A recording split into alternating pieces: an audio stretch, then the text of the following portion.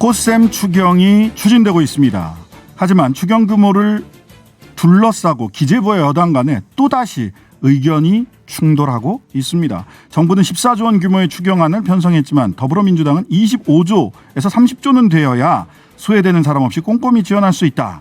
이런 입장인데요. 더불어민주당 정책위 의장이신 박완주 의원 연결해서 이야기 들어보겠습니다. 안녕하세요. 네, 안녕하세요. 박완주 의원입니다. 네, 반갑습니다. 앞에서 말씀드린 것처럼 기재부와 여당 간의 의견 충돌이 있다. 이게 가장 먼저 뉴스에 나오고 있는데 이 추경이 왜 필요하냐 이 시점에 이제 정부 예산 2022년도 예산 집행한 지 이게 뭐 보름난지 지났는데 왜 또 추경이냐 이 부분에 대해서 어떤 말씀?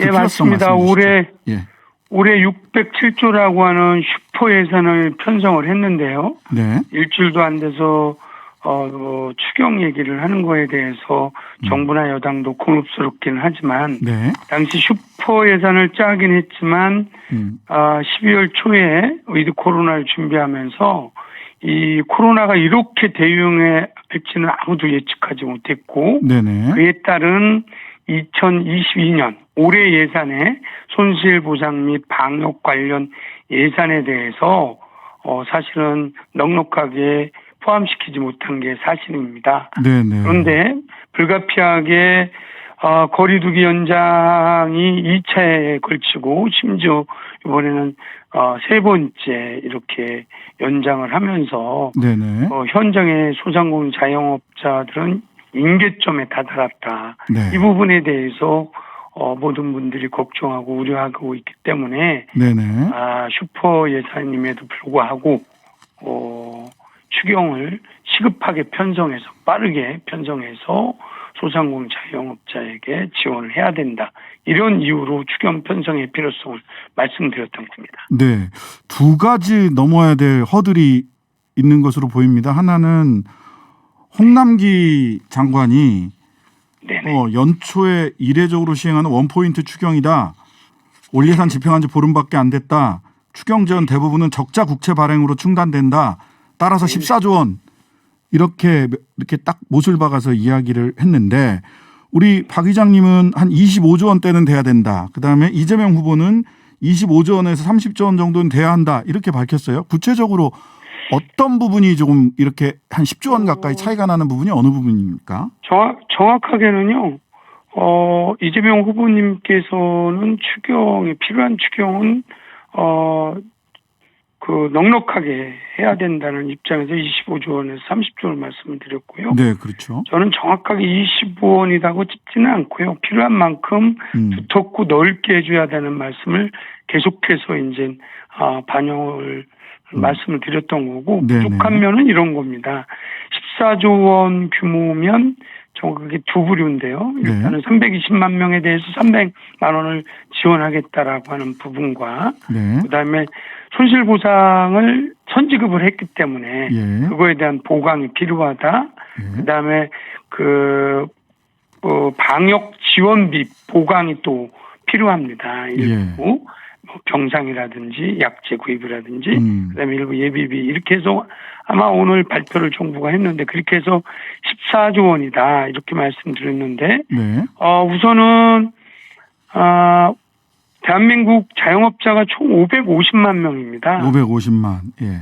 근데 법적으로 소상공인 방역 지원을 받을 수 있는 사람은 320만이에요. 예, 아유, 왜 그러냐면, 한 220만 정도가, 사각지대가 생깁니다. 네. 여기는 소상공인, 지원법에 의해서 대상이 아닌 자영업자들, 대표적으로 특수고용 노동자, 프리랜서, 등등. 문화예술, 이래서 이 법인 기사, 이런 분들. 네, 예, 그렇습니다. 이런 부분은, 중소벤처부가 아니라 노동부에서 이제 관리하고 문체부에서 관리하는데 지금까지는 자영업 소상공인만 했던 거지 자영업 소상공인이 아닌 부분에 대해서는 법적 근거가 없기 때문에 지원을 굉장히 하지 못하는 사각이 발생했기 때문에 이런 부분을 최대한 220만까지 포함하는 대상을 넓히는데 필요하다. 그러면 14조보다는 더 상향돼야 된다. 이런 이야기를 했던 거고요. 네네. 그다음에 오늘 야당에서도 제안했지만 보정률을 손실보상률을 80에서 100이라든지 네. 하한선을 지난번 10만 원에서 50만 원 올렸는데 100만 원까지 이거는 손실보상 부분도 손실보상 부분이요. 보강해야 되는 부분이고 네. 좀 전에 말씀드린 것은 방역지원금 손실보상 대상이 아닌 네네. 이런 부분도 넓혀야 된다라고 하기 때문에 네. 14조 이상은 돼야 된다는 입장을 어저께 당정 비공개 협의할 때 말씀을 드렸던 거고요. 네. 다만 이제 정부가 좀 전에 말씀하신 것처럼 정부는 일주일밖에 안 됐고 하기 때문에 조기 예산 집행이라든지 네. 기존 예산을 통해서 하겠다라는 입장이었지만 궁극적으로는 이런 사업의 항목이 없으면 네. 아무리 조기 집행을 하더라도 양이 적기 때문에 네네. 불가피하게 추경을 하겠다라고 이제 선언을 하고 이렇게 입장을 밝힌 걸로 알고 있습니다. 네. 그 두텁게 사각지대 없이 지원하자라는 게 당의 입장인데 지금 보니까 일정상 21일 날 임시국무위 회의에서 정부안을 확정을 한다라는 거고 그렇다면 수목 이틀간 당정 협의가 긴밀하게 이루어져서 추경안이 그 정부 측에서 국회로 넘어와야 될 텐데 네네. 국회로 넘어온 이후에 그것을 증액하는 것은 굉장히 어렵거나 불가능하지 않습니까? 어떻습니까?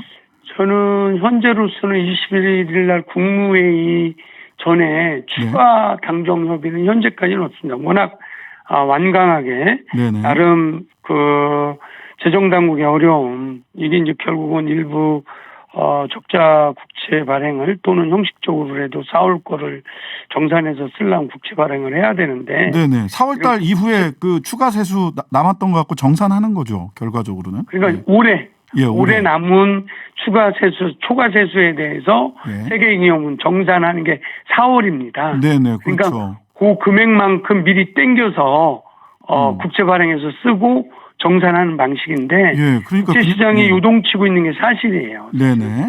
국채 시장 금리가 올라가는 거에 대한 우려도 여당으로서 또 재정 당국으로서 우려 안 할 수 없는 점은 있지만 그래서 아마 추가 당정을 협의해서 예전처럼 안을 제출하기보다는 아마 어저께 뵀을 때는 완강하게 오늘 비공식적으로 한번 걸긴 했지만 발표를 했어요. 발표를 했어요. 네. 그래서 그 안이 21일 날 국무회의에 의결되지 않을까 이렇게 생각하고요. 의결되고 국회로 24일 넘어오면 그때부터는 이제 국회의 시간이니까 여야가 같이 논의해서 충분히 재정 당국의 어려움, 그다음에 현장의 어려움들을 잘 조정해서 반영코자 하는 계획을 갖고 있습니다. 일단 국민들이 듣기에는 또 재정부의 허들을 못 넘었구나라는 생각이 들게 되는데 그럼 24일 이후에 국회로 넘어오면 14조로 넘어온다고 하더라도 증액 추경이 가능한가요? 저는 우선 여야가 절실하게 오늘 공통 부분들을 처음으로 야당 원내대표께서 말씀하신 몇 가지에 대해서는 저는 충분히 예를 들면 보상률 아까 말씀드린 80에서 100으로 올린다든지 하한선을 상향한다든지 그다음에 대상을 넓히자고 하는 거는 다 공통적인 부분이기 때문에 여야가 합의를 하면 물론 법적으로는 정부의 증액에 대해서는 예산 증액에 대해서는 정부의 동의가 있어야 되지만 그래서요. 재정 당국도 결국은 국회의 합의 내용을 존중하는데 다만 그게 이제 무한정 결국은 추가되는 만큼 국채를 빚내서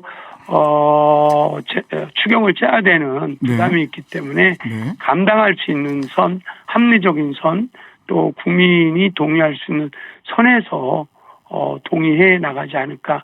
그런 역할을 하는 게 또 여당의 몫이 아닌가. 그게 정치의 몫이 아닌가 이렇게 생각합니다. 국회에서 합의가 되면 정부 측에서도 결국은 동의할 수 있지 않겠느냐라고 하는 말씀으로 들리는데 자 그럼 두 번째 허들은 국민의힘 야당입니다. 사실 야당은 1월 추경에 대해서 대선용 추경이다. 3월 10일 이후에 대선 끝난 다음에 하자 이렇게 주장하고 있는 것으로 보여요. 이 부분 설득 가능할까요? 글쎄, 오늘 그 야당 원내대표님 의지는 시기는 결정하지 않았지만 좀 뉘앙스가 좀 바뀌셨죠. 네. 여당과 당정회에서 밀실로 하는 거 아니고 사전에 또 야당하고도 협의해 줄 것. 네. 그다음에 아까 말씀드렸던 뭐 상한선을 100만 원에서 1000만 원까지 하자. 네. 그다음에 소급일 그러니까 이 보상 기일을 좀 1년 더 전 행정명령 내린 시기로 하자 네. 등에 대해서 적극적으로 이야기를 하셨고요. 네. 그래서 그거는 어쨌든 2월 국회는 2월 3일 날 열게 돼 있기 때문에 2월 3일 날 끝나고 3월 9일 날 뒤에 하자라고 하는 부분이 네. 국민들 정서에 지금 당장 현장에서는 연장 때문에 대목장이라든지 연말 연초 이런 부분들이고 임계점에 다다랐는데 네. 조금 기다려 달라 이런 부분이 결코 야당에도 유리하지 않고 그렇게 된다면 여당에서 또 계속 야당하고 촉구를 하면서 2월 국회 안에 처리하자라고 하는 부분에 대해서 간과할 수 없지 않다라고 이제 전망하고 있죠. 저는 충분히 네. 2월 국회 안에서 야당도 함께 들어와서 합의할 수 있는 부분 합의하고 민생 추경을 만드는데 동참할 거라고 확신합니다.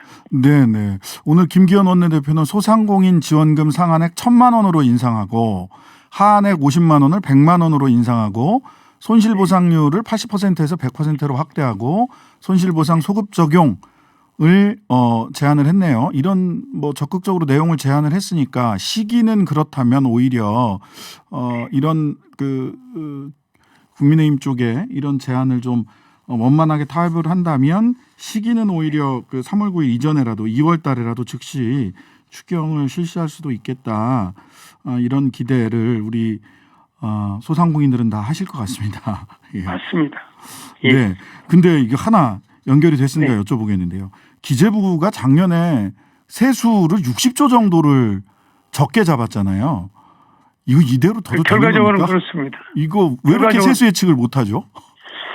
처음에 그러니까 작년 예산 짤 때는 282조 7천억 정도가 세입 들어올 거라고 예측을 했는데 결과적으로는 60조만은 300조 훌쩍 넘어 약 20% 정도가 초과 세수가 돼서 그러니까요. 세정당국은 아주 곤혹스러운데 예. 저는 한 몇 가지 원인 일부러 그런 것 같지는 않고요. 네네. 우선 우리 모두가 당시 성장률을 우리는 굉장히 낮게 잡았는데 4%대 성장률이 되고 그로 인해서 무역도 역대 최대여서 법인세나 관세 또 그리고 부동산 값이 많이 상승돼서 거래세 등으로 인해서 상당 부분 초과 세수가 나온 면이 있지만 그러함에도 불구하고 이렇게 20% 이상 빗나갔다는 것은 이 세수 추계 모델이라든지 방식 절차를 개혁해야 된다는 요구에 대해서 재정당국이 피해갈 수는 없고 오늘도 아마 그와 관련돼서 부총리께서 다른 방향들 세수 추계 과다 초과 세수에 대해서 개선 방안들에 대해서 이렇게 말씀을 한 것으로 알고 있습니다. 네네. 자, 또 하나 임시국회에서 처리가 예상되는 또는 처리가 돼야 된다라고 생각을 하는 것들이 광주 아파트 붕괴 사고 긴급 당정회의도 어제 하셨던데 건설 안전 특별법 처리에 속도를 내야 된다. 또 내기로 했다. 이런 소식들이 전해집니다. 이거 2월에 추경 예산안과 같이 좀 통과가 될 수 있을까요? 어떤가요? 우선 더불어민주당 우리 당은 처리를 해야 됩니다. 이게 불과 안타깝게도 이게 광주 붕괴 사고 이후에 마침 그 법이 통과되는 보완 조치를 하는 법안이 통과되는 시기에 이게 또 사고가 났어요. 그런 사고가 나서 지금은 재해법 때문에 산업재해법 때문에 이중 처벌 아니냐 중대재해처벌법 때문에 중대재해처벌법이 시행이 이제 뭐 20일인가요? 이렇게 되는데 그런데 이거를 또 해야 되느냐의 문제인데 그거에 네. 갖고 갖고 있는 한계도 있고 이번 건설안전 특별법은 예. 사실은 그 주 내용이 발주자, 설계자, 시공자, 감리자 하여튼간 건설공사 주체별로 권한에 상응하는 모든 사람들이 책임지게 돼 있는 법이거든요. 그렇죠. 그러니까 최대한 사각을 책임 주체들을 명확하게 해서 지게 하는 이런 법이기 때문에 네. 이 법에 대해서는 당에서는 임시국회 안에서 이미 2020년도 김경호 의원께서 대표 발의를 한 상황이기 때문에 국토위에서 빠르게 논의를 해야 된다. 이렇게 당의 입장은 그렇고 네네. 이 법 처리를 위해서 민주당은 노력을 하겠다. 이런 부분을 말씀드렸습니다. 예, 방송 중에요. 자영업자들이 부글부글합니다. 여당 욕하고 있어요. 한가하게 하지 마시고 제발 좀 꼭 제대로 추경 통과시켜 주세요. 이런 말씀들 네, 문자로 2월 많이 국회 안에 왔습니다. 반드시 통과시켜 드리겠습니다. 네네. 자, 지금까지 박완주 더불어민주당 정책위 의장님이셨습니다. 감사합니다. 네, 고맙습니다.